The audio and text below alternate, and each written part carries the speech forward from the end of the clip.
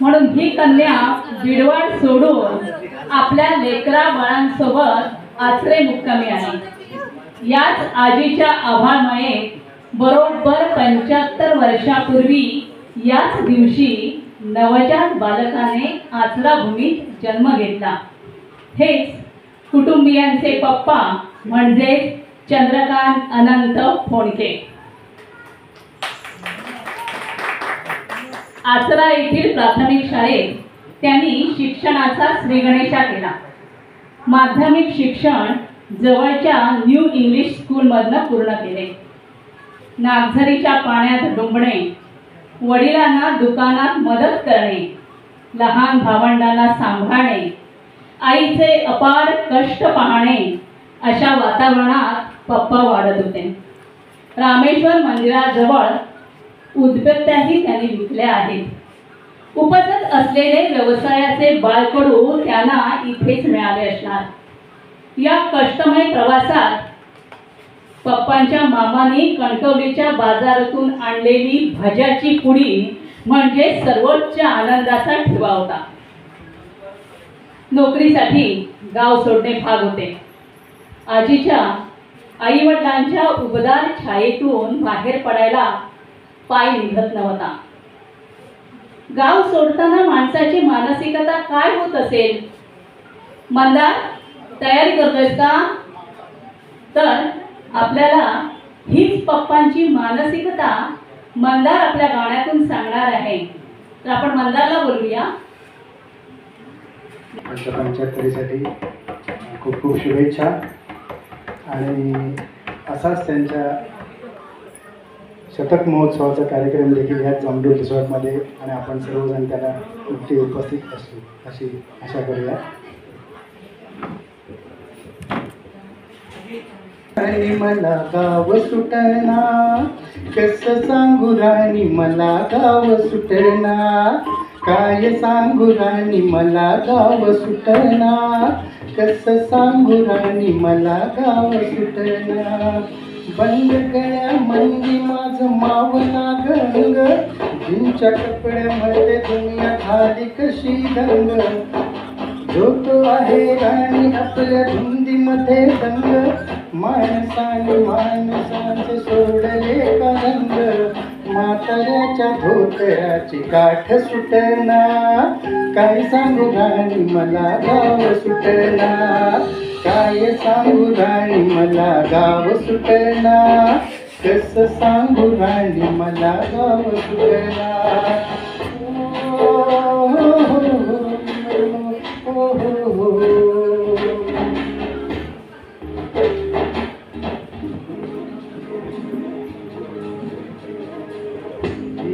सरी गेली झाली त्याची तारी, पदव्यांच्या ढिगाऱ्यात पाठी राहिली कोरी, कॉलेजच्या कट्ट्यावरती गर्दी झाली सारी, आपऱ्याची पर्या कपड्यामंदी फिरती साऱ्या पोरी, तिथं म्हातारीच्या डोईवरला पदर हटना, काय सांगू राणी मला गाव सुटना, काय सांगू राणी मला गाव सुटना, कसं सांगू राणी मला गाव सुटना।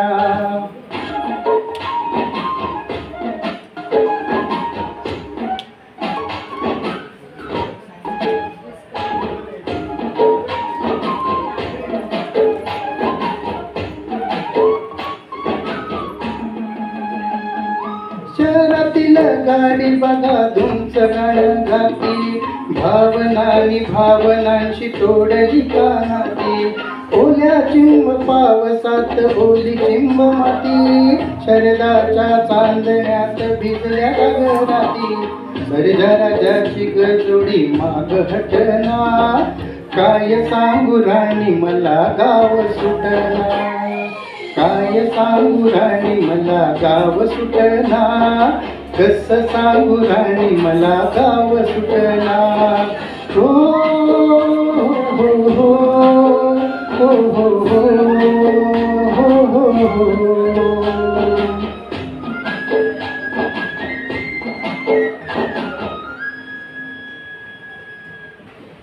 नेटवर्कचा प्रॉब्लेम साठी पप्पांना मुंबई मुंबईला जावंच लागलं. पप्पा नोकरीसाठी मुंबईला गेले. मामा मामी यांचा मोठा आधार होता. वायरमन झाल्यावर सुपरवायझर बनण्याचं ध्येय होतं. सकाळी लवकर उठावं, कामावर जावं, संध्याकाळी घरी उशिरा येणं नित्याचं झालं होतं. लवकर घरी पोचावं असं रोज मनात यायचं, कारण गॅलरीत खुर्ची टाकून वाट बघणारी मामी नजरेसमोर दिसत राहायची. मामा मामींच्या अपार मायेचा हात मस्तकी होताच.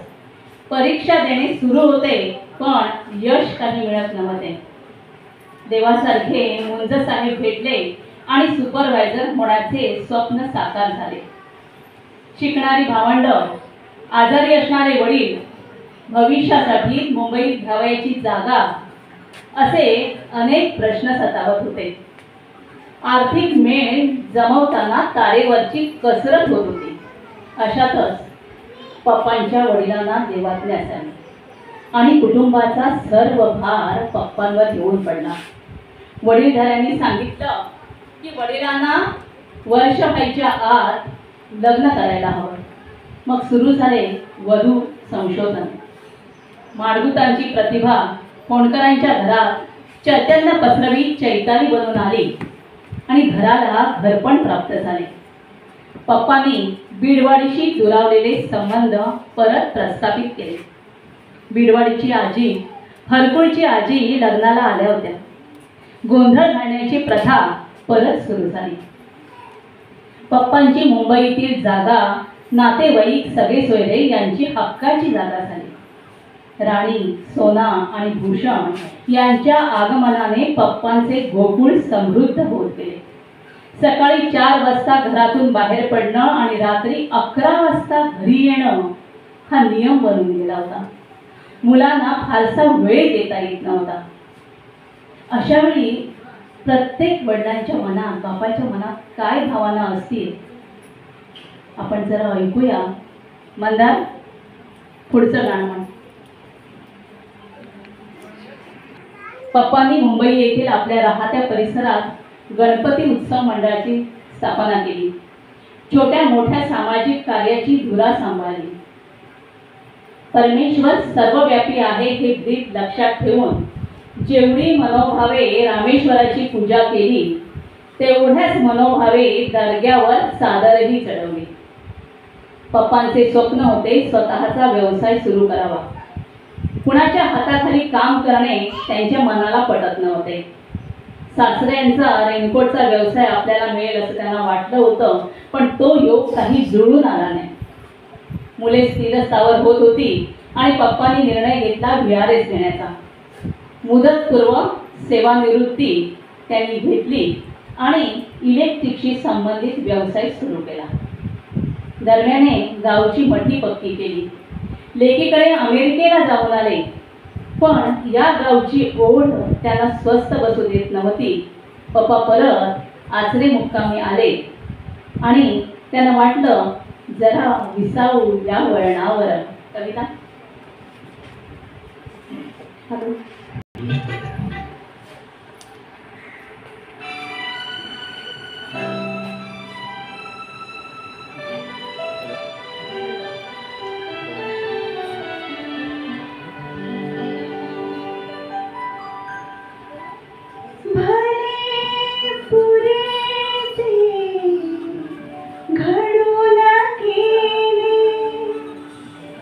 विसरून जाऊ सारी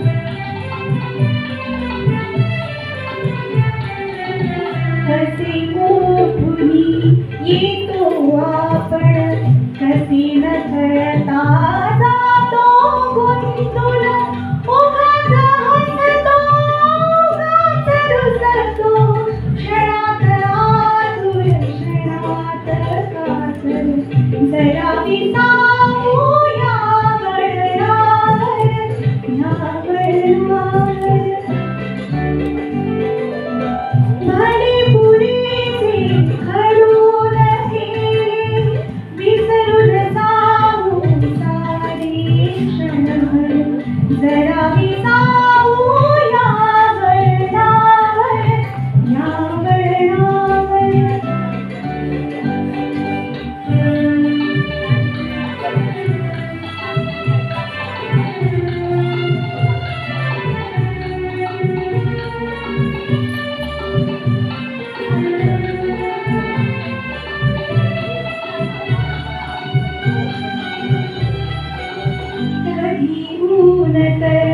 कधी सावरी, कधी चांदणे, कधी काहिली, मोड करून आहे तो सारी, लावून या प्रीतीची झाड.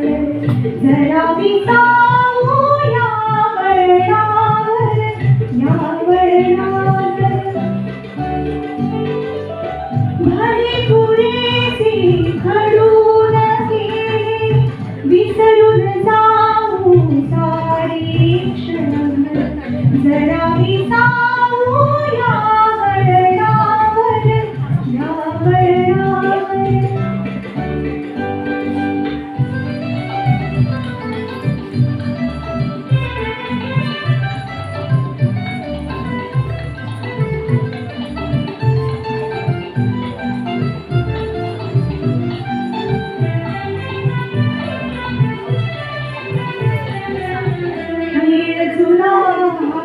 युगायुगांचा रोज न जाणे खेळायाचा, डाव रंगला मनासारखा, कुठली हुरहुर कसली काहूर.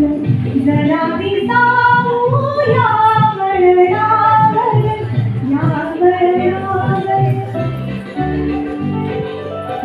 भले पुरेसे घडून गेले, विसरून जाऊ सारे क्षण.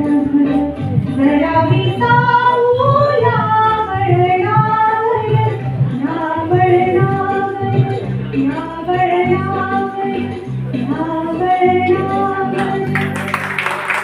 जाऊ या वळणावर. आयुष्यात अनेक चढ उतार येत असतात आणि त्याच्याकडे त्रयस्थपणाने बघण्याची वयाची 75 ही एक वेळ असते. आज पप्पा आपल्या मठीत समाधानी आहेत. पत्नी सौ चैताली यांची समर्थ साथ त्यांना आहेच. तिन्ही मुले त्यांच्या संसारात आनंदाने राहत आहेत. पप्पांचे गोकुळ वाढले, स्थिरावले. आजी, आई वडील, मामा मामी, भावंड, मित्र परिवार यांचा आधार मिळत गेला. पप्पांनी अनेकांना मदतीचा हात दिला. फोंडके कुटुंबातील हे चंद्रकांत संपर्कात येणाऱ्या प्रत्येकाला चंद्राची शीतलता देत राहिले. आज वयाची 75 वर्षे पूर्ण करताना समाधानी आहेत. त्यांचे पुढील आयुष्य आरोग्य संपन्न जावो अशी सदिच्छा देऊया आणि पप्पांच्या जीवनाची ही घडी अशीच राहू दे असं आपण म्हणूया. कविता, एक विनंती आहे की जीवनाची ही घडी अशीच राहू दे हे गीत एक सुरेल आवाजात सादर करा.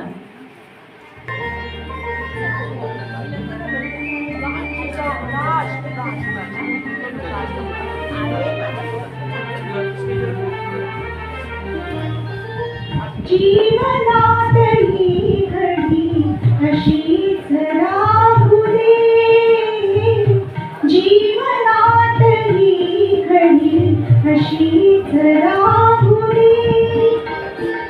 प्रीतीच्या फुलावरी वसंत नाचू दे,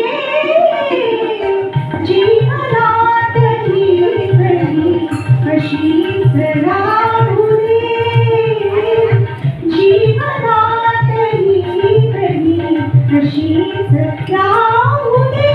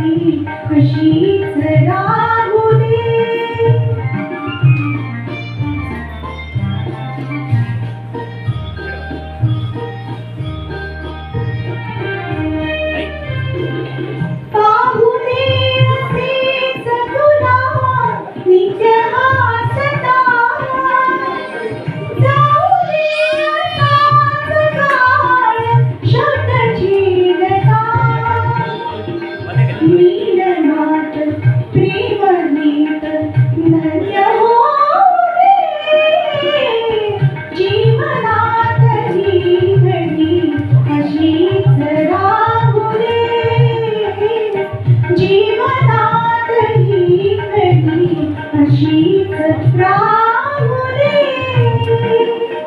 धन्यवाद. मुख्य कार्यक्रमाला आपण सुरुवात करूया. पप्पांना औक्षण करायचं आहे.